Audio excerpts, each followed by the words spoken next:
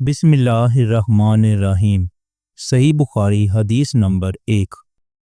नबी करीम सल्लल्लाहु अलैहि वसल्लम का इरशाद है कि तमाम अमाल का दारोमदार नीयत पर है और हर अमल का नतीजा हर इंसान को उसकी नीयत के मुताबिक ही मिलेगा।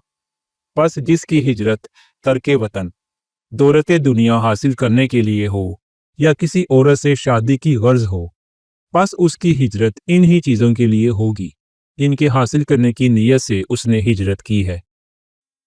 सही बुखारी हदीस नंबर 2। एक शख्स हारिस बिन हशाम नामी ने आन हज़रत सल्लल्लाहु अलैहि वसल्लम से सवाल किया था कि हुजूर, आप पर वही कैसे नाजिल होती है। आप सल्लल्लाहु अलैहि वसल्लम ने फरमाया कि वही नाजिल होते वक्त कभी मुझको घंटी की सी आवाज़ महसूस होती है और वही की ये कैफियत मुझ पर बहुत शाक गुजरती है। जब ये कैफियत ख़त्म होती है तो मेरे दिलो दिमाग पर उस फरिश्ते के ज़रिए नाज़िल शुदा वही महफूज हो जाती है। और किसी वक्त ऐसा होता है कि फरिश्ता बशक्ल इंसान मेरे पास आता है और मुझसे कलाम करता है, बस मैं उसका कहा हुआ याद रख लेता हूँ।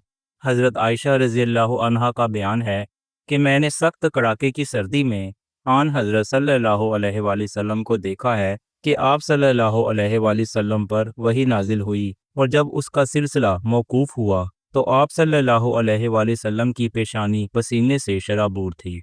सही बुखारी हदीस नंबर 3। आन हज़रत सल्लल्लाहु अलैहि वसल्लम पर वही का इब्तदाई दौर अच्छे और सच्चे पाकीज़ा ख्वाबों से शुरू हुआ। आप सल्लल्लाहु अलैहि वसल्लम ख्वाब में जो कुछ देखते वो सुबह की रोशनी की तरह सही और सच्चा साबित होता।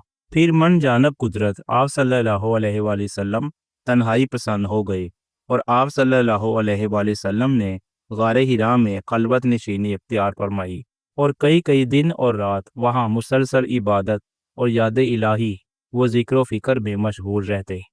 जब तक घर आने को दिल ना चाहता तोशा हमरा लिए हुए वहाँ रहते।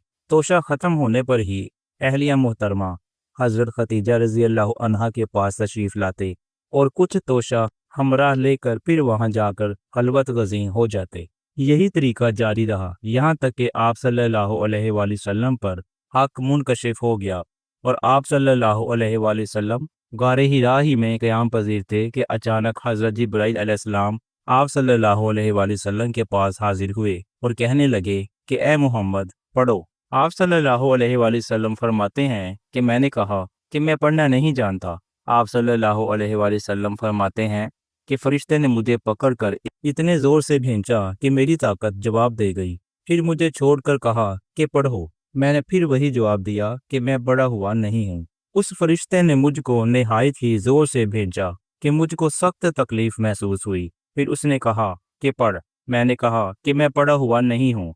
फरिश्ते ने तीसरी बार मुझको पकड़ा और तीसरी मर्तबा फिर मुझको भेजा। फिर मुझे छोड़ दिया और कहने लगा कि पढ़ो अपने रब के नाम की मदद से जिसने पैदा किया और इंसान को खून की फुटकी से बनाया। पढ़ो और आपका रब बहुत ही मेहरबानियाँ करने वाला है। बस यही आयतें आप हज़रत जिब्राईल अलैहिस्सलाम से सुनकर इस हाल में गारे हिरा से वापस हुए कि आपका दिल इस अनोखे वाक़या से कांप रहा था। आप हज़रत खतीजा के यहाँ तशरीफ़ लाए और फरमाया कि मुझे कंबल ओढ़ा दो, मुझे कंबल ओढ़ा दो। लोगों ने आपको कंबल ओढ़ा दिया। जब आपका डर जाता रहा तो आपने अपनी ज़ौजा मोहतरमा हज़रत खतीजा रज़ियल्लाहु अन्हा को तफसील के साथ ये वाक़या सुनाया और फरमाने लगे कि मुझको अब अपनी जान का खौफ हो गया है। आपकी अहलिया मोहतरमा हज़रत खतीजा रज़ियल्लाहु अन्हा ने आपकी ढारस बंधाई और कहा कि आपका ख्याल सही नहीं है। खुदा की कसम आपको अल्लाह कभी रुस्वा नहीं करेगा। आप तो अखलाक़े फ़ाज़िला के मालिक हैं। आप तो कुंबा परवर हैं। बेकसों का बोझ अपने सर पर रख लेते हैं। मुफलिसों के लिए आप कमाते हैं। मेहमान नवाजी में आप बेमिसाल हैं और मुश्किल वक्त में आप अमरे हक का साथ देते हैं। ऐसे औसाफ़े हुस्ना वाला इंसान यूं बेवक्त ज़िल्लत व ख्वारी की मौत नहीं पा सकता। फिर मज़ीद तसल्ली के लिए हज़रत खतीजा रज़ियल्लाहु अन्हा आप सल्लल्लाहु अलैहि वसल्लम को वर्का बिन नौफल के पास ले गई जो उनके चचाज़ाद भाई थे और ज़माना जाहलियत में नसरानी मज़हब अख्तियार कर चुके थे और इब्रानी ज़ुबान के कातिब थे। चुनांचे इंजील को भी हस्बे मनशाए खुदावंदी इब्रानी ज़ुबान में लिखा करते थे। इंजील सरयानी ज़ुबान में नाजिल हुई थी پھر اس کا ترجمہ عبرانی زبان میں ہوا۔ ورقہ اسی کو لکھتے تھے۔ وہ بہت بوڑھے ہو گئے تھے، یہاں تک کہ ان کی بینائی بھی رخصت ہو چکی تھی۔ حضرت خدیجہ رضی اللہ عنہا نے ان کے سامنے آپ کے حالات بیان کیے اور کہا کہ اے چچا زاد بھائی، اپنے بھتیجے محمد صلی اللہ علیہ وآلہ وسلم کی زبانی ذرا ان کی کیفیت سن لیجئے۔ وہ بولے کہ بھتیجے، آپ نے جو کچھ دیکھا ہے اس کی تفصیل سناؤ۔ چنانچہ آپ صلی اللہ علیہ وآلہ وسلم نے از اول تا آخر پورا واقعہ سنایا، جسے سن کر ورقہ بے اختیار ہو کر بول اٹھے، یہ تو وہی ناموس ہے جسے اللہ نے حضرت موسیٰ علیہ السلام پر وحی دے کر بھیجا تھا۔ کاش میں آپ کے اس عہد نبوت کے شروع ہونے پر جوان عمر ہوتا۔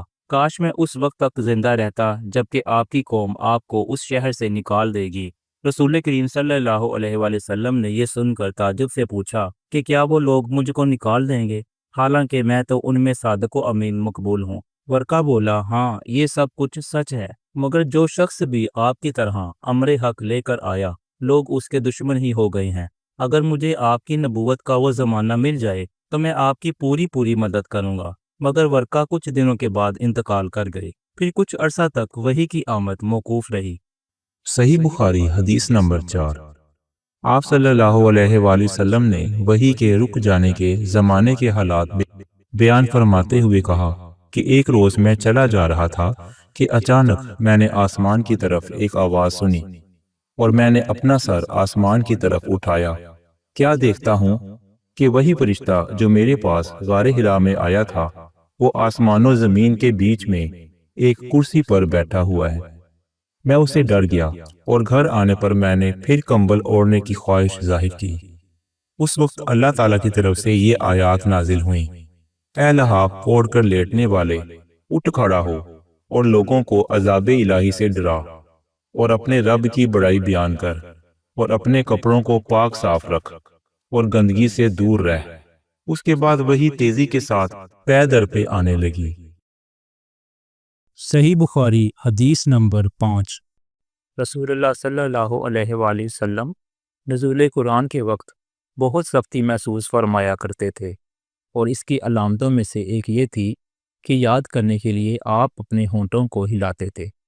ابن عباس رضی اللہ عنہما نے کہا، میں اپنے ہونٹ ہلاتا ہوں جس طرح آپ صلی اللہ علیہ وآلہ وسلم ہلاتے تھے۔ سعید کہتے ہیں، میں بھی اپنے ہونٹ ہلاتا ہوں جس طرح ابن عباس رضی اللہ عنہما کو میں نے ہلاتے دیکھا۔ پھر انہوں نے اپنے ہونٹ ہلائے۔ ابن عباس رضی اللہ عنہما نے کہا، پھر یہ آیت اتری جس کا ترجمہ یہ ہے کہ اے محمد صلی اللہ علیہ وآلہ وسلم، قرآن کو جلد جلد یاد کرنے کے لیے اپنی زبان نہ ہلاؤ، اس کا جمع کر دینا اور پڑھا دینا ہمارا ذمہ ہے۔ ابن عباس رضی اللہ عنہما کہتے ہیں، یعنی قرآن آپ صلی اللہ علیہ وآلہ وسلم کے دل میں جما دینا اور پڑھا دینا ہمارے ذمے ہے۔ پھر جب ہم پڑھ چکیں تو اس پڑھے ہوئے کی اتباع کرو۔ ابن عباس رضی اللہ عنہما فرماتے ہیں، اس کا مطلب یہ ہے کہ آپ اس کو خاموشی کے ساتھ سنتے رہو، اس کے بعد مطلب سمجھا دینا ہمارے ذمے ہے۔ پھر یقیناً یہ ہماری ذمہ داری ہے کہ آپ اس کو پڑھو، یعنی اس کو محفوظ کر سکو۔ چنانچہ اس کے بعد جب آپ کے پاس جبرائیل علیہ السلام وحی لے کر آتے تو آپ صلی اللہ علیہ وآلہ وسلم توجہ سے سنتے۔ جب وہ چلے جاتے تو رسول اللہ صلی اللہ علیہ وآلہ وسلم اس وحی کو اسی طرح پڑھتے جس طرح جبرائیل علیہ السلام نے اسے پڑھا تھا۔